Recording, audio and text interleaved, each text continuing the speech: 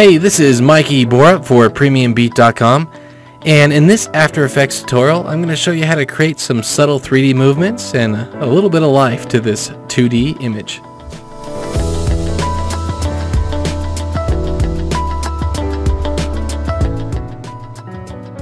Now this movement was created using a couple of methods. One was the puppet tool and another one was the displacement map. And I'm going to show you how to do that right now. Let's start with our image. So I've got this picture of Abraham Lincoln. I'm going to just drag it and drop it down here to create a new composition. Now what I want to do is I want to create a 3D depth map. And what a 3D depth map is, it's a black and white image where the parts that are closest to the camera are lighter in color and the parts that are furthest away from the camera are dark. So white up close and black way in the background. And so what I'm going to do is I'm going to take this and I'm going to use it as a map to kind of build my depth map on. So I'm going to just duplicate that layer. Go ahead and hide that bottom one for now. Let's give this a name. Just call it depth. And let's get our paintbrush tool. So I just grab the brush tool and I'm going to double click right on this. We're going to really just worry about the face because we're going to crop it in like how we had it in the example. And so what I'm going to do is I'm going to start with just black. And let's, over here, these are my settings for my brushes. I'm going to bring the hardness up a little bit, bring my diameter down, and let's come in, make sure my opacity is up, and let's come in and I'm just going to kind of just right around the edge. I want the background to be pure black because it's way in the back. And I'm not going to be completely exact, but you want to get pretty good. Because what I'm going to do is after I'm all done with this, I'm going to really blur this depth map a lot to kind of soften the effect that it has. So it's not really wild. And it's not going to be perfect because, for one thing, we're just kind of painting this on right now as it is, and we're not expecting this to make it look exactly like a 3D version of Abraham Lincoln, but just to add a little bit of movement, a little bit of life. Now that I've got this, let's just bring this diameter up.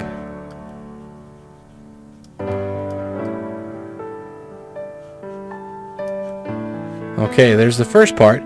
Now after this, let's go back to look at our example. We cropped it right about there, so I don't need to really go down below that.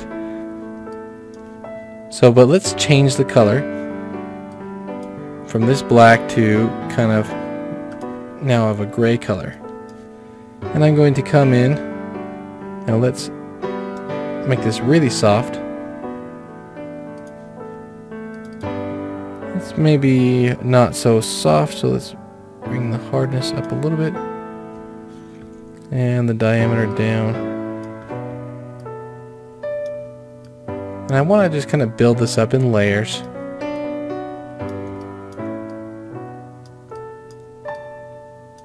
Maybe this down here, the collar is a little bit further away, so I'm going to make it a little bit darker.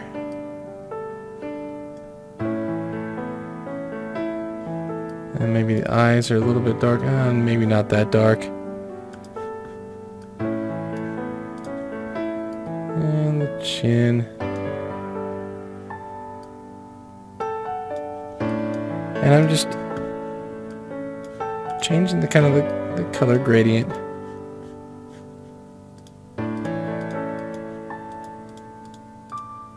And let's bring the diameter down. Let's bring this up a lot brighter. Go down the bridge of the nose.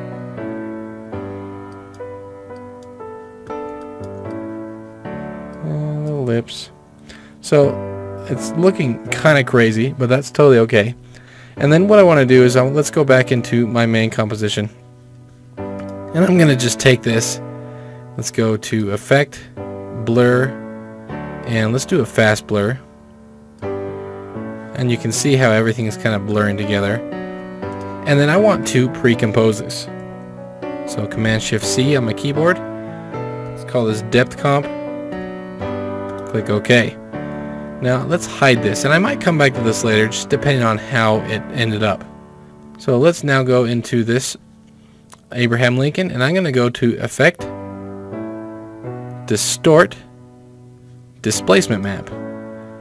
And immediately you can see it's starting to do something that's not quite what we wanted it to do.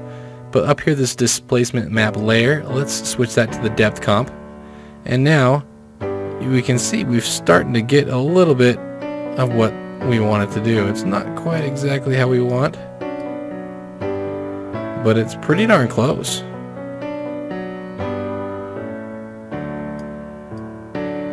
I don't even know if there's much I would do to that. But what we can do is that I can come in here. Let's take this depth map, and now let's go to Effect, Color Correction, and let's go to Brightness Contrast. So if we reduce the contrast, increase the brightness, it's going to change the way that the depth map works right here. So now it's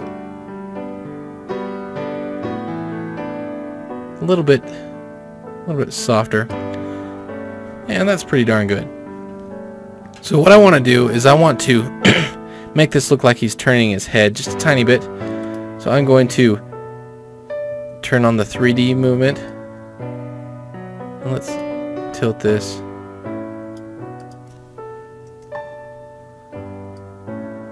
And let's keyframe. So I'm going to keyframe the Y rotation. I'm going to keyframe the horizontal displacement, and maybe the vertical as well. We'll see what this looks like in the end.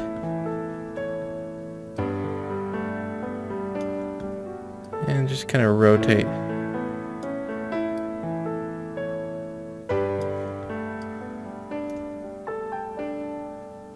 And you know what? I like that, but I'm not 100% happy. So what I think I'm going to do is let's swap these keyframes for the horizontal. So I just took the first one, put it at the end, and the last one. So now it looks like he's kind of turning his head. And maybe I will have the Y rotation not as much, so let's maybe start at 5 and at -5.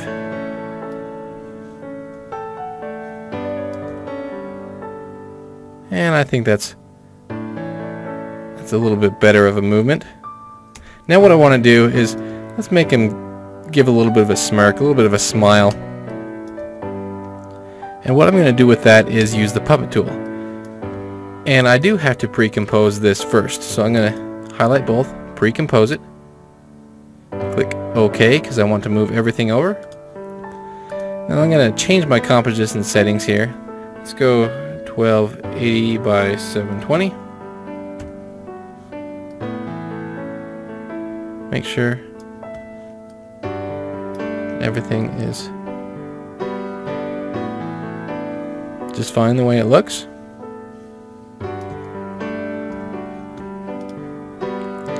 Now to create that smile, I'm going to use the puppet tool. And so I've pre-composed this, and when I use the puppet tool, if I were to just come in here and let's start to smile, you see everything's kind of rotating around, and I don't want that. So I need to pin this down. So I'm going to put pins in the 4 corners, and I'm also going to put pins surrounding the mouth. And then after I'm all done, I'm going to bring my playhead to the center, right in the middle, because the mouth is always moving. And let's put in 3 pins right on the mouth. Let's go to the end. Give him a little bit of a smile.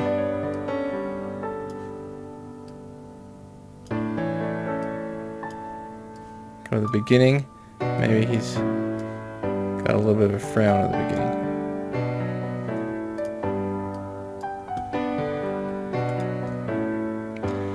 And as he rotates through, as he's moving, he's starting to build up a little bit of a smile.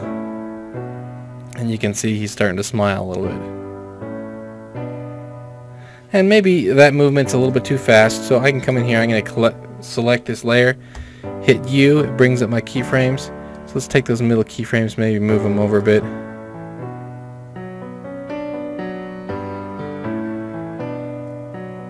And I think this is starting to look good.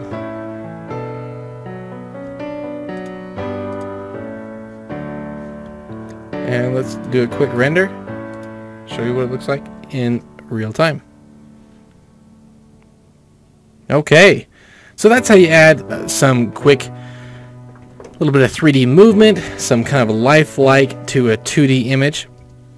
And what I did, just a recap, is creating this depth map, and you can see it's not at all very precise, very exact. You just need a rough sketch of, yes, this is more forward, this is more back, and then the blur is going to make everything a little bit more smooth.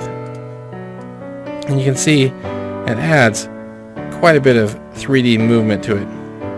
Now if I want to go take this one step further, I would probably go in and cut out Abraham Lincoln from the background and replace the background with something completely different. I think that would add a lot. I'd be able to have the background move in 3D space. Right now it's looking a little bit funny, but that's just one step you can do, and you would want to do that at the beginning before you did all the rest of the movements and the animations.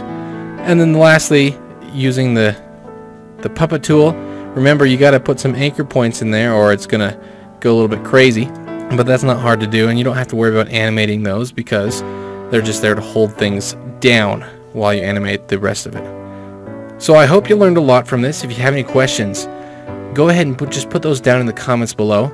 And I do check the blog, I check YouTube, I check Vimeo, and I like to answer these questions for you.